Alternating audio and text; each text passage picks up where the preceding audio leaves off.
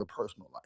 I noticed this when even when it comes to our interns. I've had interns here at at the company that I work for. Those people, they suck at building relationships. There's this kind of this feeling of like, I'm not looking for mentorship. I'm not looking for a big bro. I just want thing out of it. I want the job out of it. I want the money out of it. I don't give a fuck about learning nothing, aligning myself, building a relationship, none of that. And I noticed that they kind of, when you hear them talk around the office, they talk that same way about everything. So the kind of like dismissal of, oh, I don't want to talk about the personal stuff, I want to talk about the business, or vice versa, they're damn near identical. You know what I'm saying? Like, people kind of move across the board the same way, which is why those conversations kind of blend together. So keep that in mind. Like, as we're having these conversations, most people are either, if you're optimistic kind of across the board. If you're pessimistic across the board. If you're anti-merging, anti-partnership in business, you're kind of the same way. You don't look at other things differently. Over here, you're just so extreme to the other end. So that's why these conversations kind of melt together in a lot of places. So I just want to put that You out. brought up a good point, Nick. I wonder if it's just because of access now. Like, but back in the day, I think Vanny had posted it like it was like an exclusion, like, or exclusive in a sense, like you had to be invited or know somebody to get into, different places or to know certain things. So we kind of had needed to have mentors and sponsors and people that could actually validate or vouch for us and put us in rooms. Now, because we have access to so much and exposure, a lot of people don't even want to be in certain rooms anymore. Like, they can't move any needle. And you don't need, I'm not going to say you don't need people to move forward, because eventually you will need a team. But to get started in a lot of spaces, you don't actually need like a team of people to move forward. Like, we think about Facebook and how Mark Zuckerberg just sat there and just like swindled all his friends and then went on to make Meta $1 billion company. And now, his friends had to be bought off with, a portion of it. So people look at that, and especially this new generation, they have community, but their community is more so vibing and, you know, it's more introverts that I guess you can say in this generation than we do where we're forced introverts to be extroverted because you want to be successful. Now they could be successful behind a computer and never had met a person. If that, I'm basically just saying, like, there's a loop that's missing. We don't have recipes to pass down anymore. I think we just have made everything available online to the point that I don't necessarily have to pick up the phone, call Nick and say, hey, can you get me Bill Gates' phone number? Well, Bill Gates on Instagram and LinkedIn. I'm sure I'll, reach his assistant. It's just more access now. And Nick, to your point, also, you can't form a relationship and build and scale with a fucking lazy person, whether you're talking about professionally or romantically. It's just gonna be it's a burden to have accountability in the conversation in the room with whoever you in the room with. It's a heavy lift for a lot of people. And so if you can't, even if you're not enthusiastic about it, you have to be up to the challenge, or you're not gonna get very far anyway. Agree. I And wanted I to. saw Oh, people in the sorry, Nick. well, real quick. I just saw people in the comments. And again, I know that some people can separate the two. So I don't want to make it seem like all people are one way or all people are another way. What I am saying is, if I'll even use like people around me, but even my daughters, like my daughter Kendall, who just went off to college, like Kendall's a very much a vibe person, right? So she's had questions that she's asked me with regards to like a business that she's looking to start. She's been working on it herself. And then I'll tell her like, hey, so and so, you should talk to so and so. And the first thing she'll say is, I'm not really feeling their vibe. And I'm like, girl, like, but it'll help you in the business. But she's like that with her friends. She's like that in business. She's like that around the house. She's the same person across the board. She's like, if I ain't liking the vibe, no matter how valuable the business relationship portion of it is, if I'm not feeling it, I'm not feeling it. And that's why I said the two are kind of very, very closely aligned. If you're a vibes person, you tend to vibe, you tend to look for the vibes in the personal relationship, you tend to look for it in business. If you align, you align. If you don't, you don't. And you're cool with kind of separating yourself one way or the other. But it's kind of rare that a person is like, well, in my personal relationship, I just want good vibes and peace and harmony and this, that, and the third. But in business, I'm ruthless, and I can align myself with people who I don't fuck with in order to get to my end goal. That's a rare quality for people. So, just throwing that out there. Hey, I wanted to jump in. I apologize. This is Tim. Couldn't figure out my first time in here, and I appreciate you guys so much for having such a great forum like this. For good morning, everybody. I represent Jetpack Technologies. We own a 20-year utility patent for outerwear that transforms into a functional backpack while securing your items inside. So we don't sell clothes, like we sell license to a patent for major brands. So Natasha, I'm coming to you because I really appreciate what you said earlier about Nike opening the doors to similar brands and collaborations.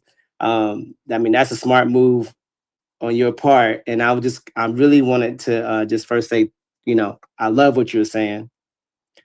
And the reason that I mentioned that is I'm currently looking at who could hold a license for a promotional vertical that we hold a utility patent for, like the mechanics of the jacket to the backpack technology. And so I don't know if you can navigate this, but since you were talking about specific collaboration arms, like what would you recommend? Maybe start off with a generic partner before working with the bigger brands, or do you feel like you can reach out to them now because of what what I've achieved, or what the team I have achieved? Where you calling from, Tim? Atlanta, Georgia. A-Town, love it. Tasha, you got something for him? I got something. Let's hear it. Everybody, tall boy. You're in the tech space. I mean, you have to surround yourself with Atlanta Tech Village since you're here in Atlanta, and go up there in Buckhead. You have to go out to the largest tech conference that was at CES that just happened last weekend. There was companies that were out there that were just looking for buyers, looking for media. You have to surround yourself at conferences and events. So if I were you, I would just Google the top tech conferences and say, how can you get to these conferences? What is the one that's in August with the Earn Your Leisure? Surround yourself around those type of people, surround yourself at conferences and events. And then that way you can start to build partnerships with people that see what you're doing and say how you can possibly align yourself with your vision and what they're trying to do as well. You got Afro Tech, you got Tex Giving, like Thanksgiving, Tex Giving. You have Blavity has Afro Tech. You have Render ATL. You have Technologists of Color. You have a bunch of different groups. You just gotta get out there and do this networking that we're talking about. Yeah. With regards to networking, It is. Personally, specifically, I think once you find people that you vibe with, people that are in your lane, don't like. I would advise that you figure out how to have lunch with these people. Figure out a weekly lunch situation where you can sit down and share some FaceTime and get to know these people. You know what I'm saying? Because again, transactional relationships, they have an expiration date. You know what I'm saying? So if you want people to really consider you and you really want an opportunity to help to offer a value proposition and level up, you definitely want to take the long route. You know what I'm saying? Get to know people, invite people out to lunch, buy niggas lunches, and hear them out, find out who they are and what makes them tick. And be willing to pull up to where they are. I've been in places where I met a French company and I knew I was going to Europe. I literally found a way to just say, you know what, I'm going to the country, or excuse me, I'm going to the city in France that they were at, and it was like a 4-hour train ride from Paris. And they literally gave me nothing but French hospitality. I'm leaving to go out of the country, next month. And I met a company at CES this year, and they're in Turkey. And I said, you know what? I got a 9-hour layover before I get to my destination. I'm willing to go pull up and go meet with them. So I have your number, I have your contact. And like they said, whether it's having lunch, going to see if I can just schedule a meeting while I'm in your area. So you can't just be, I'm just going to just do all this connecting and networking over the computer. You got to literally put, boots to the ground, shake hands, kiss babies. Like, that's just the power of networking one-on-one. And whatever it is that you feel like you can offer, it's not always the this is what I'm selling and this is what I'm offering. It's, hey, I just really want to build a partnership with you. And if they see that you're coming to them and just saying, hey, I'm just on you see I'm putting forth the effort, that can somewhat close the deal. It can be at least a fraction of it, if that makes sense. Yeah. So I would like to add before you get there, one of the questions that I have is, do you have a pitch deck for your business? Yes, absolutely. Perfect. So you should also create one just for partnerships. So what is the need, or like what is your ask? Because you can sit down and meet with people and network with them and all the things, but if you don't have a need, then the efforts tend to fall short. So if if you want a partnership, right? What does that look like for you? What's beneficial for you? And then what's beneficial for them to partner with you? And that is always the number one question. What do they get from it? And if you don't know how to speak in data and numbers, I would learn how to speak in data and numbers as soon as possible. That's the first thing. The second thing is also having an opportunity set up for them to partner with you. So like for me and my relationship with Popple, I was having networking events monthly. So it was easy for me to pitch to them like, hey, I'm having a networking event. I'm having about 100 people there for my networking events. This is the opportunity that you'll get from them. This is what your ROI would look like. So I already had the information to them. I already had an opportunity set up for them. And then we were able to have bigger picture conversations. So you want to, in a sense, it doesn't have to be activation. It could just be something, a component in your app that you want to add that they may, bring, they can make and contribute to. So you're just thinking about, what does this partnership look like? And then you start having those meetings, and then you start working rooms first, and you start showing your face in places that they have never seen you before. And then you start saying like, hey, they're going to say, hey, I've seen you before. Like, yes, I've been trying to meet up with you. And then you have those conversations, you know what I mean? But to go straight in raw dogging and being like, hey, can we meet up and can we talk? They're gonna be like, okay, do I know you from somewhere? Like, it makes it feel very transactional. So you want to start just like connecting with them on LinkedIn, whoever's over their partnership department, or who's over their marketing department. A lot of people reach out to me for the company that I work for, just for partnerships alone. And I just haven't seen a real deep pitch that makes me say, oh, let me reach out to them. So have your pitch together. Talk about what does your business do?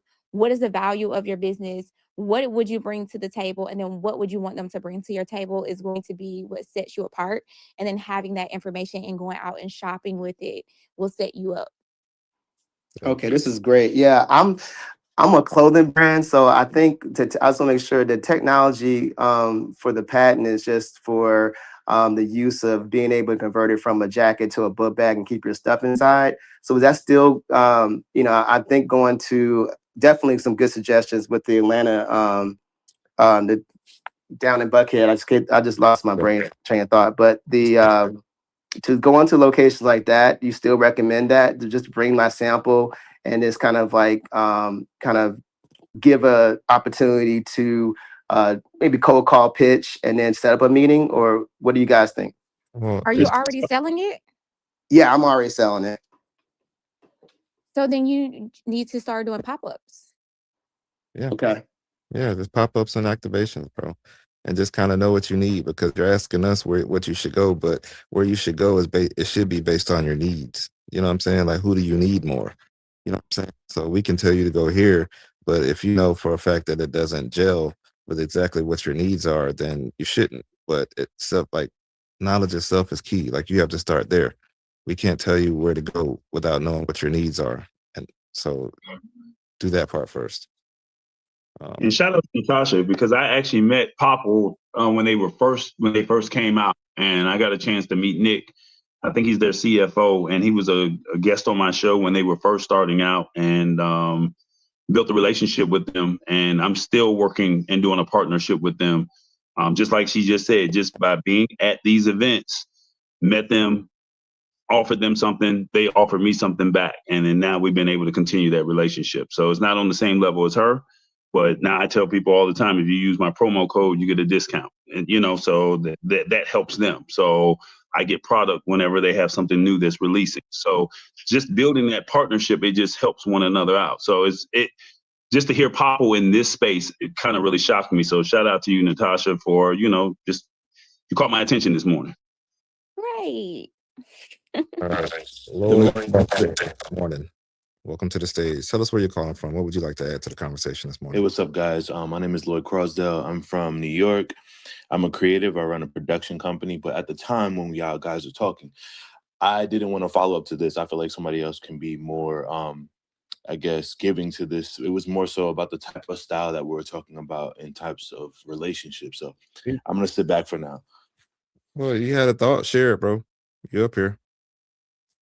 Oh, yeah. I was just talking about in terms of like the types of relationships that are crucial because just working in tech, I'm a Black person who works in tech.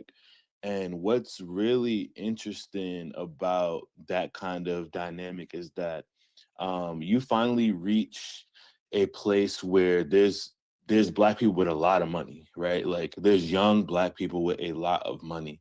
And just growing up in parallel realities where you see a lot of Black people that don't have money, and being in a space finally like, oh wow, like Black people with money, yeah, we could still be on some ratchet shit, but it's a different way of being ratchet. I don't know how to really explain it if you haven't experienced, but it's a beauty to it. So for me, when I'm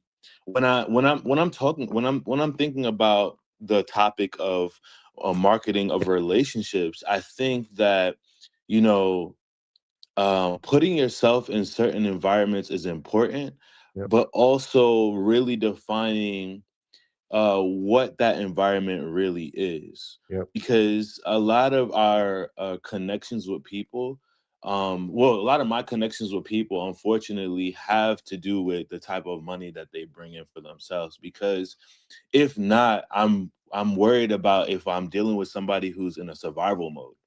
And throughout my life as a Black person, I've seen so many Black people in survival mode that we're no longer dealing about real intimate relationships. We're dealing about like, Yeah. how can I quickly get out of this? And I might have to screw you over in order to get there. For Yeah. the first time in my life working in Black tech, I've realized that I'm finally in a place where no one is worried about that. People are not, their nervous system is not as activated unless, you know, maybe something in their life is going on. But on the day to day, it's a less activated nervous system. So what my thing is like I have to figure out more ways to get more Black people money, because if it's really about the nervous system, right? If it's really about getting people out of that, I don't know if you guys know Maslow's hierarchy of needs, where it's like you Yeah. can't move to the next step up if you're still worried about your basic essentials, food, water. You can't think about spirituality successfully. You can't think about and important relationships and stuff like that. Just paraphrasing, just throwing all over the place as a trigger, like Target does sell everything that every convenience store sells, but they are selling things for a specific person on that hierarchy of needs. It's a luxury version of things. So what I'm trying to say is that I think it was more so like a thought piece, and I just wanted to know how people received what I'm saying and how they feel about that whole nervous system thing, and then like not avoiding your people to run into riches, but to try to figure out like how do we navigate spaces and quickly identify when someone is in that space of, fight or flight. Well, shit. I'll say this, especially with regards to what the ladies were talking about earlier, with regards to quality. And of course, Nick brought it up as well with regarding the quality of the relationship.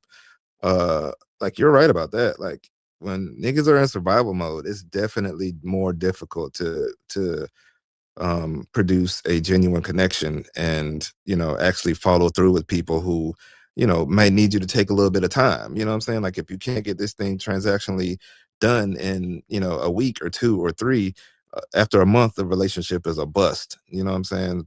So I get it. Like that was, I'm really happy you shared that, because being in survival mode does change the way that you interact with people. I would also add to my earlier point about just kind of the how we kind of, somebody said it in the comments a little better than I did. How you do anything is how you do everything, right? I would venture to guess, and I don't know this, but I would venture to guess that if you are quick or just kind of have an eye on who's in survival mode on the professional side, and that's who you look to partner with, I would venture to guess you're similar in nature when it comes to the personal side, right? You look at someone else and say, they're in a bit of survival mode. I might, this might not be the healthiest space for me. Which is, like I said, how we kind of navigate all relationships in general. Just kind of view things, or just perspective. Nothing wrong with it. Just a matter of perspective. Yeah. I mean, it's definitely a thing because, I mean, if you're a single man and you're looking to date, like, you might want to date a woman who is, it might be better for your nervous system to date a woman who's not in survival mode, trying to figure out her bills every few weeks. And the same with a woman, like, you know what I'm saying? Like, you're a woman, you're looking to partner with a man, like it might be easier to do that if he hasn't over extended himself in other areas of his life. You know what I'm saying? Like, because again, like when this person is in survival mode, they're gonna treat you different. They're gonna regard you different. You know what I'm saying? Their level of insight for themselves and you is gonna be quite shallow because they're just looking to make it past this week for the most part. That survival mode is a motherfucker. Agreed. We got 2 minutes. Sure. I've got something. Yeah, we got 2 minutes left. I just saw TC up there. I didn't know TC wanted to add something, or you just brought him up. That's all I got. Saw him in the audience. Good morning, TC. Any thoughts on the marketing of relationships before we get out of here? Dime piece. Everybody on the call, all good. And Isaac's back. I don't know if Isaac want to chime in and give us an update on Fanbase or anything before we bounce today. Hey guys, how you doing? Hey, what's up, my guy? It's been a good room. I just been listening the whole time. That's all. It's been. Oh, good. I had a lot to say about this, but I'm like, man, it would have been too much. So I was like, I got in too late, so I'm like, I'm gonna let it ride. You want to close this out? No. I mean, it's been an interesting conversation, but you know. Any updates on Fanbase before we bounce? Because you wasn't here at the beginning. Anything you want to tap in with regards to the raise or what's happening with everything? Oh yeah, well, I mean, we're about to close the raise. What we've been doing the last maybe week or so, probably about a week, has been canceling a lot of investment that people haven't confirmed. Sometimes when people invest, they don't confirm, and so I wanted to make sure that we absolutely hit our goal. So we canceled probably $1 million worth of investment. So we're still right at the top of where we want to be. Other than that, I think I told you that I don't know if I told you, but we have a new interim COO who started last week. His name is Justin Dawkins. You'll probably hear from him a bit at some point. Justin is one of my tech mentors who really helped me in the beginning with Fanbase. So he started here. He's at the Atlanta office with us. I mean, we're working on the algorithm, micro dramas. It's a lot of just interesting things that are coming down the pipeline. But it's really a no holds bar for 2026. I'm a lot more. I don't know. I have a different energy this year. I don't know why. I think I know why, but I have a different energy, and I'm doing what I want to do. As far as like my happiness and the decisions that need to be made. Tough decisions were harder for me to make now, and now they're very, very easy just because of what's riding on all this, with all these, individuals that have really, put their effort and energy into building Fanbase, and the people that have invested and everybody that's used it. So I expect a lot of changes in combination with what how I feel and what Justin's going to bring. So I'm excited. Well, I'm happy to hear you're prioritizing your happiness. That's great news, especially at the top of the year. Yeah. You know what I'm saying? I mean, I'm always been happy, but it's like, you know what? What am I going to do with this stuff? Like enjoying the things, like, the things that you're in. Because I'm really literally at the office 7 days a week. I was like, we've been at this we've been working on Fanbase now. This will be almost 7 years that when this first started. But yeah, I was like, man, you got to try some new restaurants and start doing new things. Get out of your comfort zone a little bit. So I'm excited. You finna come outside? I mean, I've been outside a little bit. I've been outside a little bit, but not like I'm not going all the way back outside, but I've been outside a little bit. Hey Nick, take him outside, Nick. You said you're going back. Dude, hell no, Kofi's still out there. Right. I almost got sick. So I almost got sick. Like I'm gonna say I almost got sick because I really did. I was on my elderberry and vitamin C and vitamin D and zinc, and it whooped that thing ass. I actually read about that. You literally can stop an infection, like in the early stages, if you first get sick, and you really, give your immune system the fuel to fight it. You can actually like thwart a virus. Like you can shut that shit down. Like your immune system comes in there and whoops its ass before it catches your body. So I was like, wow, I did that. It was neat. There it is. Yeah, my lawyer just got COVID over his birthday weekend. It was crazy. So I'm like, yeah, not yet. But anytime, Magic City Day Shift. Let's get it. Whenever you're ready, let's make it happen. That's hilarious. We'll wear masks and everything.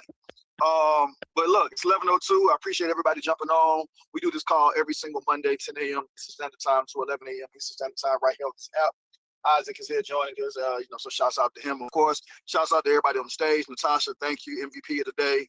Alita, thank you for the topic. Vanny, every tall boy, a lot of y'all jumped in today and really, really helped us out and carried this call today. So I'm appreciative of that. Weeks, what up? Join us next week. Tell a friend to tell a friend. We'll be right here. Shouts out to everybody in the audience. Continue to help this call grow in 2026. And we will see y'all next Monday. Love and respect, all right? Peace. Love and respect. Peace out. Peace out.